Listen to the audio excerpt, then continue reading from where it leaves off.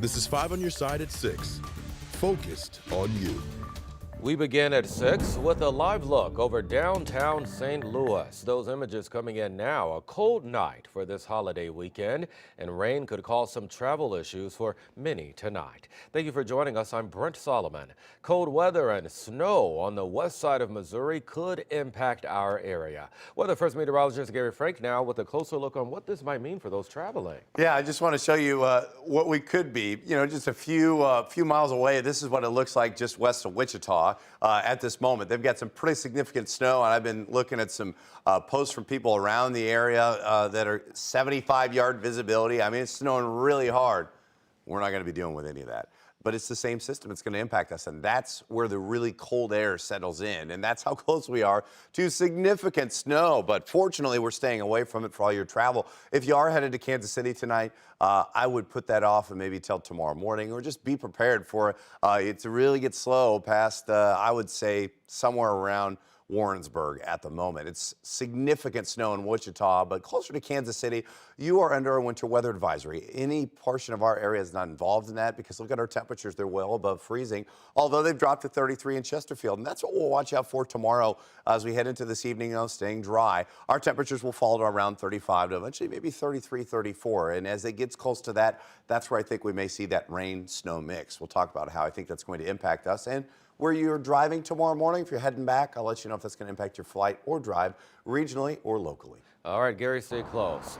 We're following a developing story out of St. Charles County now. A man is in custody after a string of crimes, including ramming a stolen car into a police car, speeding away from officers in that same car, and then trying to escape after his arrest.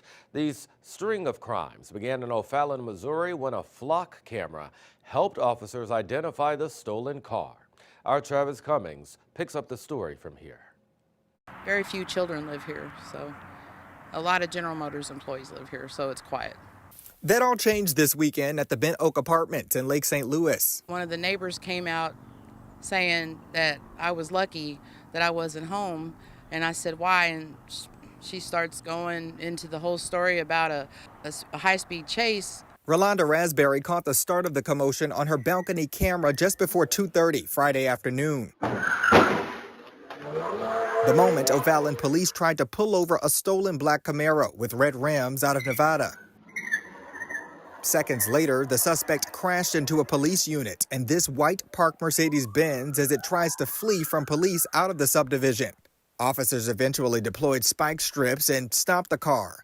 Police say they helped a passenger and a 2-year-old child get out of the car safely and got a stolen gun from outside the vehicle, too. They caught the suspect who tried to get away on foot. Police brought the suspect here to Progress West Hospital for a fit for confinement. He tried to run away from the hospital, too. O'Fallon officers and other agencies then created a perimeter around the facility and initiated their K-9 unit to assist. Eventually, they recaptured the suspect. Back in Lake St. Louis, Nothing's sacred anymore. I mean, somebody comes through and just creates destruction. Raspberry is glad she's safe. It's pretty exciting. Scary, too. Travis Cummings, 5 on your side. No officers were hurt during that chase. Charges could be filed through the St. Charles County Prosecuting Attorney's Office. Today, emotional video coming in of families being reunited as Israel and Hamas enter the second day of a 4-day pause in fighting. Yesterday, Hamas released 24 hostages. In return, Israel released 39 Palestinians being detained in Israeli prisons. Images of loved ones from both groups now flooding in. Women and children released in this first wave. 17 more hostages are on their way home now, but a delay pushed back the whole process. None of the hostages being released today included Americans. President Biden hoping they will be freed soon. We don't know when that will occur, but we expect it to occur. And we don't know what the list of all the hostages are and when they'll be released, but we know the numbers are going to be released. Local reaction to the release of hostages is happening now. One community in Creve Coeur has been praying for this release for weeks now. Their rabbi tells us while they don't know the victims personally, they can sympathize because of their faith. Something that's fascinating always in the Jewish community is that though we may not be directly connected, we all feel like we're connected to these hostages and like we know them because they could be us.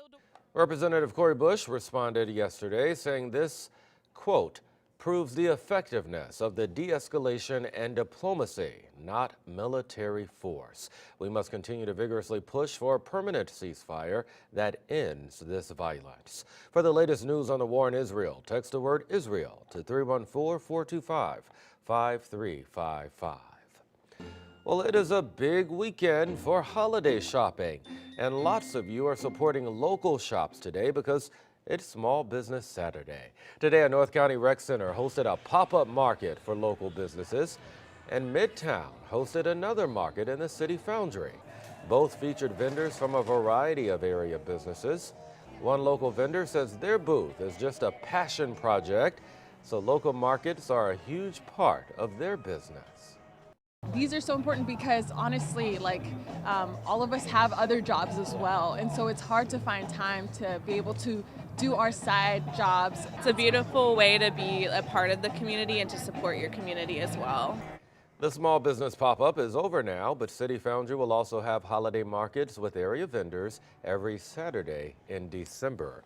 We want to hear from you. Are you participating in Small Business Saturday?